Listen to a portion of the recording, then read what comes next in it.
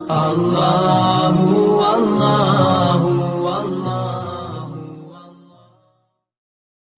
اس شخص کا نام عمر بن عبدود تھا۔ یہ اگرچہ 90 برس کا بوڑھا تھا مگر 1000 سواروں کے برابر بہادر مانا جاتا تھا اور کٹر مشرک تھا۔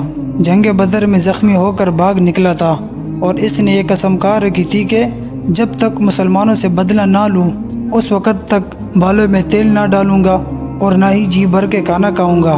پھر جب جنگ خندق کا موقع آیا تو جنگ خندق میں یہ آگے بڑھا اور چلا کر مقابلے کی دعوت دینے لگا۔ 3 مرتبہ اس نے کہا کہ کون ہے جو مجھ سے مقابلہ کرے۔ تینوں مرتبہ شیر خدا حضرت علی رضی اللہ عنہ نے اٹھ کر جواب دیا کہ میں کروں گا مقابلہ۔ میرے آباء و اجداد و آل اولاد حضرت محمد مصطفیٰ صلی اللہ علیہ وسلم پر قربان۔ آپ صلی اللہ علیہ وسلم نے حضرت علی رضی اللہ عنہ کو روکنا چاہا اور فرمایا کہ اے علی، یہ عمر بن عبدود ہے۔ شیر خدا حضرت علی رضی اللہ عنہ نے عرض کیا کہ جی ہاں، میں جانتا ہوں کہ یہ عمر بن عبدود ہے، لیکن میں اس سے لڑوں گا۔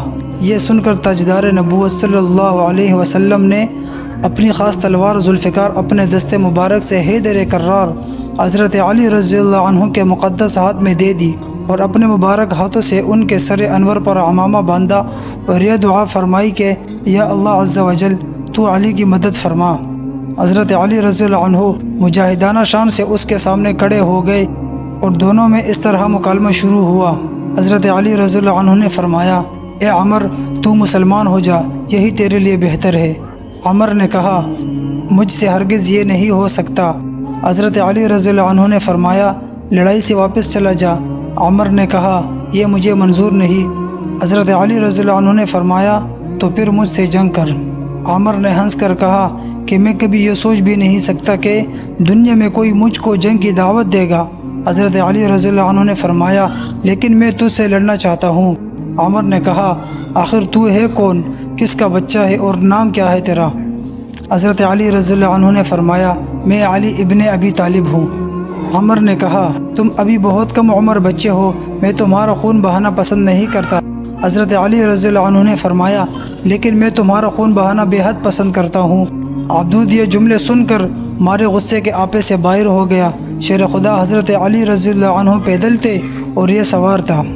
اس پر جو غیرت سوار ہوئی تو گھوڑے سے اترا اور اپنی تلوار سے گھوڑے کے پاؤں کاٹ ڈالے اور ننگی تلوار لے کر آگے بڑھا اور حضرت علی رضی اللہ عنہ پر تلوار کا بھرپور وار کیا۔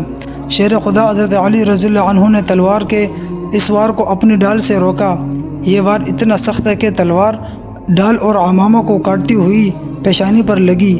بہت گہرا زخم نہیں لگا مگر پھر بھی زندگی بھر یہ نشان آپ کی پیشانی پر یادگار بن کر رہ گیا۔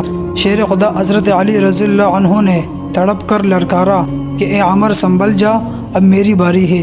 حضرت علی رضی اللہ عنہ نے ذوالفقار کا ایسا زبردست وار مارا کہ تلوار دشمن کے شانے کو کاٹتی ہوئی کمر سے پار ہو گئی، مگر اسے احساس تک نہ ہوا کہ یہ ہوا کیا ہے، اور آگے سے بولا کہ اور کوشش کر۔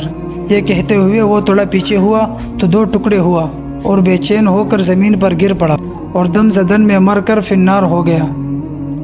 میرے پیارو، حضرت علی رضی اللہ عنہ نے اس کو قتل کیا اور منہ پھیر کر چل دیے۔ حضرت عمر رضی اللہ عنہ نے فرمایا، اے علی، آپ نے عمر بن عبدود کی زرہ کیوں نہیں اتاری؟ سارے عرب میں اس سے اچھی کوئی زرہ نہیں ہے۔ آپ نے فرمایا کہ اے عمر رضی اللہ عنہ، ذوالفقار کی مار سے وہ اس طرح بے قرار ہو کر زمین پر گرا کہ اس کی شرمگاہ کھل گئی، اس لیے حیا کی وجہ سے میں نے منہ پھیر لیا۔ جب یہ واقعہ میں نے پڑھا تو میری زبان پر ایک ہی آیت مبارک بار بار آ رہی تھی، فَبِأَيِّ آلَاءِ رَبِّكُمَا تُكَذِّبَانِ۔